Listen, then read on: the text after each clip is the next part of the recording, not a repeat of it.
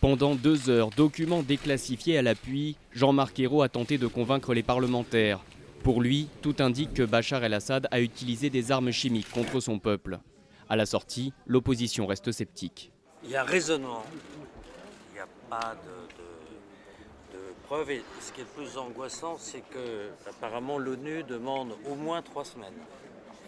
Donc s'il y avait une évidence, ça ne prendrait pas 3 semaines. Même réticence à l'UMP. Ce qui est surprenant, c'est notre isolement.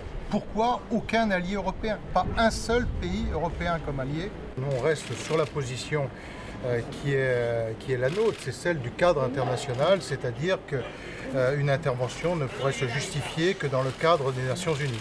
Si la France n'obtient pas de mandat international, la droite demande que le Parlement soit consulté. Une fois n'est pas coutume, les parlementaires d'Europe Écologie Les Verts approuvent. Je souhaite qu'il y ait une réflexion du président et du Premier ministre très claire pour que nous puissions avoir, au moment où il y aura l'intervention, peut-être d'ailleurs de façon concomitante avec le vote du Congrès américain, une décision du Parlement français qui authentifierait pour le coup et qui soutiendrait la politique du gouvernement et du président de la République. Jean-Vincent Placé a d'ores et déjà indiqué qu'il voterait oui à une intervention. Mais pour le moment, l'exécutif ne compte pas déléguer ses prérogatives.